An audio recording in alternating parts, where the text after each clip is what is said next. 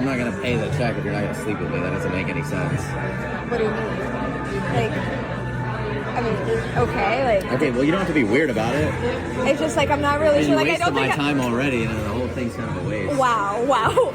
I mean, nobody really disrespected me like that before. Like, I don't know what the heck. You have to be dramatic. That is not dramatic. Like, do you literally hear what the fuck you're saying? You literally just told me that you're not gonna pay the check if I don't sleep with you. So you were coming, like, that was your whole intention. Like, I feel like I was, from the day we met till today, I never gave off. Oh, I'm like the hookup girl. I just think you're like a drama girl.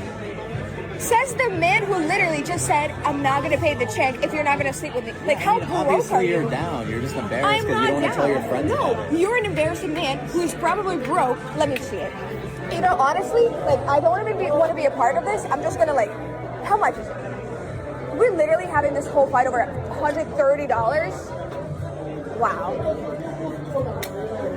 Cheap ass man. I'm about to seriously oversimplify something, and you're just gonna kind of have to roll with it, okay? I'm not gonna make it any more complicated than I feel like it needs to be. There are basically only 3 types of men on the internet. You got normal men, normal dudes, normal people, and then you have the manosphere Muppets, you know, your people like Wes Watson, your looks maxers like Clavicular, Myron Gaines. I mean, that entire spear of grifting goofballs who have an entire army of young men, impressionable men who try to be just like them, and they just learn the absolute worst things you could possibly teach a developing mind. And, you know, it's what creates this whole male loneliness epidemic thing, or whatever you want to call it.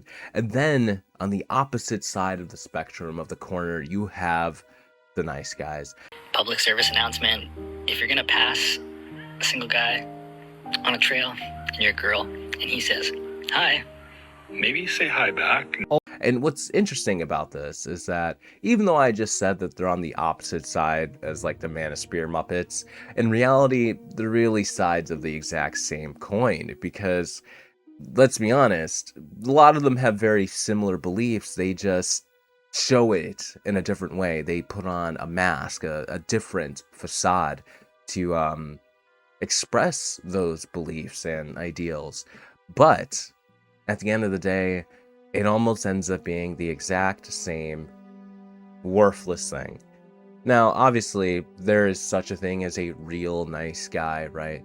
I think in the big 2026, we're just calling that a normal person. I know. So they actually do just go into that first category, because the baseline for any human being should just be a decent, nice person. I feel like that's the expectation. I don't think being nice should be worn on your chest like a badge of honor. In reality, that should be the bare minimum, to treat others with respect and to treat people of all different walks of life, different sex, whatever, as equals. You know, that's what a normal person would do. But nowadays, if you do that, you know, you get branded as like a nice guy. But depends on whether it's fake, you know, if it's fabricated, if it's performed. You know, there's all these different layers to this identity, and we're here to talk about all of that all in one space here, because there's been so much content, you know, over the last few years about this like fake nice guy concept. Now, it's kind of hard to find and put it all in one place, because there's just so much and spread all over the place. You know, you got Reddit stories, TikToks, YouTube videos, I mean, Ring doorbell footage. I mean, there's so many different avenues for finding this kind of stuff. And today I've put together quite a few different little clips that we're going to talk about. I find super interesting. A lot of great stories that I think you will all definitely enjoy. Now that you've kind of gotten a little exposition about, you know, what this is going to be about, how about we just jump right in with our first nice guy story. So you can just kind of ignore the nice, lovely gentleman on the right here. He's not our nice guy villain of the story arc. He's just here to kind of commentate a little bit. But anyway, let's get on with it. Of you have tagged me in this video, so I couldn't wait. I had to share it. Thank you very much. All right, so I like this is a nice guy. About the scallops. A nice guy. That sounded really good. I'm a big seafood fan. It's so weird. I think I'm gonna do that. Let me order for you. I'll surprise you. I know what you I want. hate surprises. You know this place better than me, so. Yes, I do. So what are you getting? I'm getting the ribeye with the mashed potatoes. So what are you gonna order for me then? The ribeye with the mashed potatoes. Oh, okay. Really nice. You don't want to. You don't like red wine? Not good here or something? Well, you don't want to add on any calories. Come on, man. No, but I mean we're on a nice little date, so I think I can ignore it for now. Order you a drink that'll suit what you're looking for. What the hell am I looking for? Something with less calories. Yeah, that is true. I mean, wine does have a lot of sugar. Oh, I tend to know what women like. yeah, well, that's good. That's good because not many guys do. Well, I'm definitely a cut above the rest. Yeah, I think I'm gonna go with. She's actually going to have what I'm going to have. What's that? I'm going to have the. Either one of you like to add soup or salad tonight? Yeah, I was thinking the soup. Is that okay? That's fine. Oh my god! I can't even fucking talk. Okay, I can't even order. He thinks he's being so nice.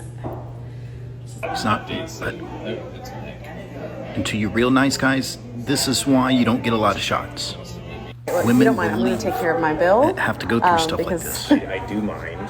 I will go ahead and take care No. of it. Listen, I've had an experience like this in the past, and I do not want to repeat. So I will definitely. Well, that's not me. It will not embarrass me. Okay, it's not an embarrassment. Like I can also just cash out. It's you. borderline Very much threatening. an embarrassment. Okay, don't worry about it. Let's just not make a scene. I forgot you like to open the door. Thank you. That's really nice of you. All right, I'm just gonna run into the car. If that's okay. No, it's not. Oh my God. Okay. I could have gotten in there a lot faster if I just ran. Gentleman has to get the Okay, door. that's fine. Thank you. You know, I'm having a hard time figuring out if bro is like a robot, an animatronic, or a serial killer. Because, like, he could be either of those things at this point because these are not human sentences being spoken here. Not regular ones, anyway. His brother is unhinged. Oh my goodness. And first off, can we just appreciate our wonderful protagonist here for keeping her composure, keeping it cool, keeping it calm, keeping herself safe above all else during this, I imagine, terrifying encounter with this guy because he seems like a very scary individual. Dude was trying to control her from start to finish. I mean, that's why she got the camera out, right? She's like, you know, if there's gonna be a murder here, I'm gonna make sure to document it. That was a joke, okay? But legitimately, yeah, this is the kind of person you definitely don't want to bring home to meet your parents, or he might eat them. God, I'm terrible. Anyway, let's dissect this. Let's walk it back and talk about it. I think any man who says on a date with you, when you don't even fucking know each other really, and they say the lines, I know what women want. Hightail it the fuck out of there. Turn into Sonic, transform into a fucking hypersonic jet and get out of there because you are no longer safe. I can guarantee you that. You are no longer dealing with the nice guy. You are dealing with John Wayne Gacy. You're dealing with Jeffrey Dahmer. You are dealing with something truly, truly terrifying. This person may have been possessed by a demon.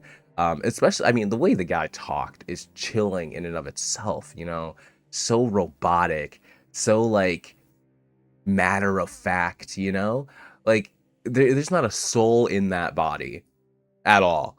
And this is what we're supposed to believe is a nice guy, right? These are the people who go on Tinder and these apps, and then they go home and they complain and they write posts on Reddit and Facebook being like, God, nice guys always finish last. Why can I never get in her pants after a date? Why do they never call me back? I'm so nice. Look, I picked out food for her. I ordered for her. I made sure she didn't get fatter that night. I mean, what else are you supposed to do? You know, I'm protecting her image, making sure she continues to look good for me. You know, how could she not appreciate that? That fucking heartless, selfish, entitled harpy. Could you believe this? Yeah, and then you got those people who take things to the extreme and end up going out and hurting women because of all the times they've been rejected. Now, I can never remember this guy's name for some reason. I hate it. I can never remember his name. But there was that incel douchebag who got rejected a bunch, and then he went to a college campus and shot it up, shot a bunch of women because he's like, oh, well, they won't put out for me, so I'm going to put them out for life. You know, like, it's horrible. I can't remember that bastard's name, but if you know, go ahead and comment it below. He was a terrible, terrible, terrible person. Anyway, I kind of babbled on about this clip for long enough, even though I want to keep talking about it because there's so much to talk about in this horrifying display here. But we'll move on because there's others that we need to address.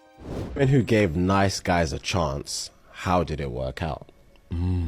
He seemed a bit shy, but goofy, smart, and genuinely kind when he approached me. So I agreed to go out and we hit it off at first. Deep, meaningful conversations about our personal challenges, him quickly meeting my friends, and me being the first person he called after a family emergency. We were both pretty vulnerable, but things were seemingly progressing somewhat well. One day, he was on Tinder in bed next to me. Oh my God. And when called on it, he said that dating me had made him realize that he needed more confidence and experience with women, and thus needed to date a lot more different people, but that he only the others at their houses. So I was obviously his number one. I freaked, cried, and broke things off. He called me the next day to casually ask me out to watch the new Hunger Games movie. I got an STD screening in the next week. He harassed me at work for another 6 months. Harassed me at work? For another 6 months. Wow. Nice guy, you know. I f*** the others at their houses, so you're my number one. You are my number one. So, nice guys, you can often, you know, attach the expression a wolf in sheep's clothing to. But there's different types of wolves. You know, you got like Mexican gray wolves, you got like the American wolf, and then you got the I'm screwing a bunch of other women wolves, you know? And that's the one we're dealing with here, where the guy here, he's basically masquerading as a nice guy to earn your trust, to make it seem like he's a real safe, real good dude, and you can invite him into your home and all that stuff. And maybe he actually enjoys spending time with you more than the other women because he just, you know, sees them as a booty call. But you're fun to watch Grey's Anatomy with, or, you know, Gossip Girl, you know, sometimes. Like, he likes that occasionally. But behind your back, you know, while you think you're really getting involved with, you know, something that could be a long-term relationship, something that might be serious someday, he is doing all types of degenerate activities behind your back, getting with all these different women and stuff. And, you know, some people might make the argument, especially people in the manosphere space, where like, oh, well, you're not exclusive yet, so you can do whatever you want. Here's the thing. If one person believes that you might be exclusive or borderline exclusive or getting there or something, you know, that's something that obviously needs to be communicated. And not just that, but if you're like shagging a bunch of people, you know, you get off work and you go to this girl's house and then you go visit your number one, and then the next morning you're at some other person's house or whatever it is, because he, you know, says I only do it at their houses. I don't know what that means. Like, how does that save face here? I don't know, confusing. But anyway, yeah, that sort of thing should be disclosed as well, because obviously the first thing this person thought was, well, firstly, damn, this sucks. I thought you were cool. I thought you were a good dude, but you're actually POS. But secondly, what came after that was, I need to get an STD check, because who knows what type of diseases you might have if you're constantly clapping cheeks before coming over there to fucking eat popcorn and watch Netflix shows. And it's so bizarre to me that this guy, like, I don't know, like, firmly believed that he didn't do anything wrong. But this is what happens, right? When people believe the type of nonsense that gets spewed out by all these goofballs in the manosphere space. This is exactly the kind of thing that Myron Gaines and, you know, all these fresh and fit people, all these little goofballs, these little men, that's what they tell their audience, right? It's like, oh yeah, you have to date a girl for 2 years before you can even say you're exclusive, before she's even your girlfriend. Yeah, I don't remember which one of those goofballs said that, but I know I talked about him before. I think that was like FitX Fearless or something. Yeah, that was him who said, can't even call your girlfriend, so you've been dating for 2 years, because you need to make sure you're exploring all your options during that time. And yeah, I guess you're not supposed to tell them about that, because if you do that, I guess, you know, maybe it'll turn out like it did with this girl, where she decides to pack her bags, well, not literally because they weren't living together, but basically hightail it the hell out of there and never see this person again. I mean, the audacity to invite her to go see the new Hunger Games movie afterwards. Like, what? Dude, that ship has sailed, man. The odds were not in your favor, bruh. Bro got to the cornucopia and got shot in the back with an arrow pretty much immediately, and it was deserved. My ex is the kindest man I've ever dated, and I fucking hate him. I am so mad at him. Oh my god. It's like manifesting in the worst ick of my life. I wake up every morning nauseated. I'm so annoyed that I dated his ass. Every single day we would have a long conversation. Okay, maybe not every single day. Once a week at least, though. That's not hyperbole. Once a week we'd have a 4-hour conversation about how I said something wrong, did something wrong, hypothetically might have offended someone, how he's not sure if I'm kind. He's just unsure. And kindness is really important to him because he's so kind. So let's talk about whether I'm kind or not for 4 hours.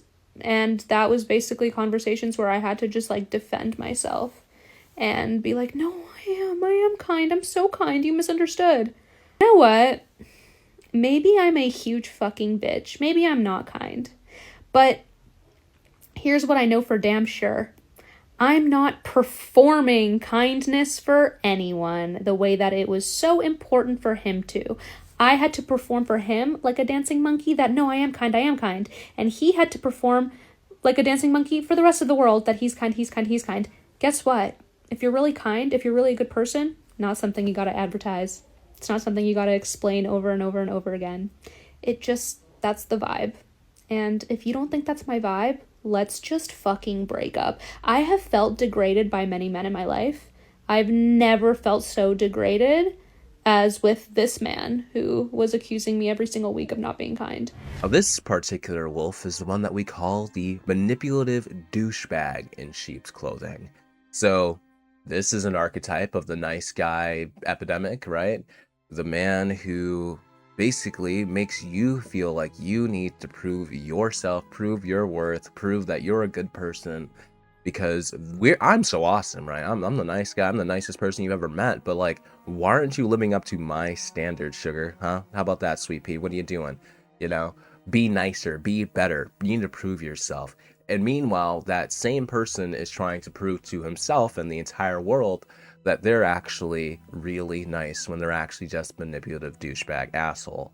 And she's correct. If you are genuinely a nice person, it doesn't need to be performed. You don't need to put on a whole song and dance and shake your ass and all that good stuff so people like you. Now, this is something I feel like nobody ever even attempts to address. And I'm not a fucking psychologist. I'm a physicist. Like, my area of science is like in the opposite corner of this area of science. But you know what? I'm going to speak on it anyway. Fuck credentials. Okay? But here's the thing. If you're a person who has like, you know, shitty tendencies, like, you know, something in your life led you to be kind of a douchebag all the time, and you just fake being nice or, you know, whatever it is. First off, I think my unprofessional advice is seek therapy. I think above everything else, that's probably the best thing you could do for yourself. Because instead of trying to just fake being nice or fake being a good person, how about you actually go work on yourself in a meaningful way that could actually make you or help you change to actually be a better, more empathetic, more insightful, more respectable human being. I don't know. Some people just denounce therapy for some odd reason. There's like a negative stigma that especially men have towards it, which is just ridiculous. Go get therapy. Go actually do something that helps you to deal with, you know, the struggles and challenges in your life. Because at the end of the day, you know, this may inherently be you because of some chemical imbalances or whatever it may be. But at the end of the day, it's not something that you can't address. It's not something you can't work on. There is no excuse to not better yourself when you know you're a piece of shit and you know you could be doing better. And you know that obviously, you know you're not a nice person because you have to put on this performance to convince yourself and to convince others that you are. So you know that inherently there is something about you that makes you a manipulative asshole. So the correct thing to do is go address that head on, like a person who actually cares to be an asset in people's lives, you know, to improve your own life and others around you, and go do something about it. Go do something about it. And I was going to say that I had more advice, but I don't, because again, I don't have credentials for that sort of thing. But hey, that's just my 2 cents. About to show you what it looks like when a nice guy doesn't get what he wants from a woman and absolutely crashes out. And as always, make sure to check out the F the Nice Guy podcast. To start us off, we're going to play a little game where I show you the crash out and I want you to guess why he's crying. Dude, I don't talk. But let's take it from the top because I need to introduce you to Jordan Tan. Jordan Tan is the woman that caused this man to cry, and she's not his lover as you may have assumed from the emotions. She's in fact an absolute stranger. A stranger that man decided to send a couple voice notes to. We obviously have seen on your socials your strong opinions towards men and how you promote power to women, which is awesome. We're just hoping to catch up with you for a coffee or sit down chat, whatever time suits you, just to I guess have a chat and talk about things. Yeah, it would be awesome to hear your perspectives and hopefully give some of our perspectives, sort of learn from each other and see where we're at, because I'm sure you don't want to feel that way for the rest of your life, and I'm sure you want to be listened to, and we're 2 men in the space of mindset, mental health, and yeah, we'd love to have a catch up. So if that appeals to you and you're interested, let us know. We can find a time that works for us all. So yeah. I just got this voice message from 2 men in Perth who are apparently in the mental health and wellness space. Now, straight off the bat, it may seem like their intentions are pure, even though if we unpack a few of those things that they said to me, it's very fucking weird. Anyway, I asked what their intention was and if there was like a project that they are looking to work on together, or if they're interested in me like speaking and sharing my experience in any kind of way on social media, because that's what I do. And this is what they said. We are definitely similar at times in terms of business. The intention is literally just to understand perspective. Maybe we can give a bit of our perspective. Might help each other learn something. All right, we'll come back to her in a second. I need to address this at this point in time. So this right here is the not all men wolf in sheep's clothing. Now, this doesn't necessarily mean that these guys are terrible people or anything like that, but it seems oddly dismissive, right? When she responds with like, oh, I want to talk about, things from, my perspective and like, share her thoughts and blah, blah, blah. And they're like, yeah, we want to talk. we want to talk. We want to do the talking here. Okay. We have a perspective that we want to talk about. Let's just make sure that's understood first. Okay. Now, here's the thing. I don't think a lot of people, the not all men crowd, understand this. But believe me when I say this, even most women who say, I hate all men or something like that, most don't actually mean all men. It just said, unfortunately, men make up like, 98% of violent crime or something like that. And, lots of murders and violence against women, a whole list of things. And so when you take that into an account and, obviously misogyny, who certain men voted for, that sort of deal. You end up with some folks who are like, you know what? I don't like that. I don't like those who participate in those actions or enable it or whatever it is. Because the truth of the matter is, I've made so many videos like talking about problems that disproportionately affect women for sure. And then you get angry men in the comments who like try to somehow make a problem out of that, of me making a video about talking about those issues and try to act like, I don't know, that they don't exist or like they're not actually problems. Dude, I made a video talking about like Savannah's law, which I think is like Tennessee. I don't remember where it's at, but basically a law that makes it so that domestic violence perpetrators have to be put on a registry effectively. And I was talking about how that's a good thing. And then you had all these goofball men being like, no, this is terrible. And, women lie and all this nonsense. This is bullshit. They're coming after men and then they're going to screw us all over. And it's like, bruh, how is this your concern right now? In fact, there shouldn't be a concern. First off, domestic, word that I can't say unless I want this video to be buried, affects people of all sexes. It affects children. It affects everyone. This is good for all people. You should just be happy that perpetrators are going to be prosecuted potentially or put on the registry so that other people don't have to suffer at their hands. But they're more concerned about, I don't know, men being falsely accused. I don't know. Anyway, back to this video. Two men just saying, hey stranger, you want to meet up with us and just share our perspectives? Not to mention the fact that Jordan's time is valuable. She makes money sharing her perspectives. And so the idea that these men just want her to show up to meet them under this vague pretense and exchange ideas, I guess, really showcases they're not valuing her time. And also this idea that, having experienced many things in her life and being a very educated person, that these two dudes not only could educate her or change her perspective on men, but that she would want them to. But I digress. She actually decides to do them a kindness, in my opinion, which is to send them resources. She sends them a couple books. She sends them podcast links. She sends them links to a charity, if that's what they want to do, help other women. And she declines their offer to meet up with them. And the only thing they say back to that is, well, why? Why don't you want to meet up with us? This coming from a man whose whole platform is talking about that he's doing rejection therapy. And yet when a woman says, I don't want to meet up with you, he's immediately like, well, why not? So Jordan posts her video, basically talking about what they had done, why it was creepy, why she was under no obligation to educate these men, how hypocritical it was for them to reach out saying they want to change her opinion of men, then doing the same behaviors that women hate from men, refusing to be rejected, demanding their time, and offering up a very unsafe situation. And she was still kind in that she did not name the two men that sent her the voice note. But as you saw in the crying clip, he outed himself. Stay tuned for part. There you have it. She explained it way better than I ever could, and absolutely hit the nail on the head.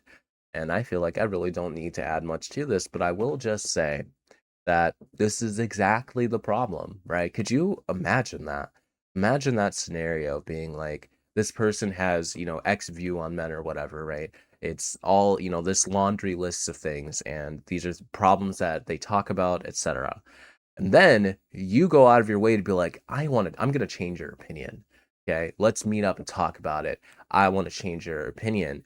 And then you're not respectful about like their time or anything. And then when you're told no, you do again the exact thing that like they like you literally corroborate the problems that they had in the first place. So I don't think you would have done a very good job changing her mind. In fact, I think she got everything she needed to know just from this interaction, unfortunately. Guys fail theory that men have, circulating in the manosphere space especially. And we're going to talk about why it's a load of hot bullshit. Women will forgive you for being a jerk. They'll forgive you for being unavailable. And they'll forgive you for cheating. They will not forgive you for being a nice guy. All right. How many of you agree with that? And let me guess, almost none of you. And yeah, me neither. Because the truth of the matter is, I'm married, right? I have a wonderful, awesome, beautiful, cool wife. And she would not forgive me for those first three things. Except, maybe like being a little bit unavailable for a little bit or something if I'm like sick. Or like, I don't know, having a really, really, really bad day and I just need to sleep and, not exist for a little bit. That sort of deal. But like, it's ridiculous to say that they will not forgive you for being a nice guy. Maybe a fake nice guy, like, the ones that we've witnessed throughout this video. But being a regular, normal person, what's there to forgive? See, this is that backwards, sick logic that has turned young men into like a bunch of troglodyte goofballs who don't understand anything about themselves, and especially not women, because they get taught this stupid nonsense of like, oh, if I'm nice, she's gonna ignore me, or like, if I'm just being myself, she's gonna, reject me because that's not good enough. I need to be like this alpha male, giga chad, chiseled jawline, hairy faced caveman in order to sustain a healthy relationship. So does that logic ever at any point make even the slightest amount of sense?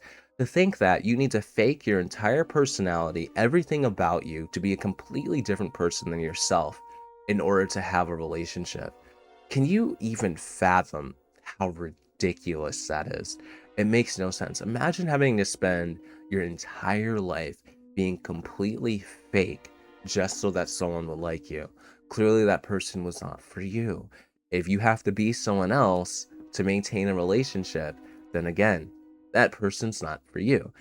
You should be able to be yourself, the best version of yourself, and maintain a healthy relationship. It's really not that fucking complicated. Now, unless you're like some turbo giga douchebag by default, you know, you might have trouble, in which case, again, seek therapy.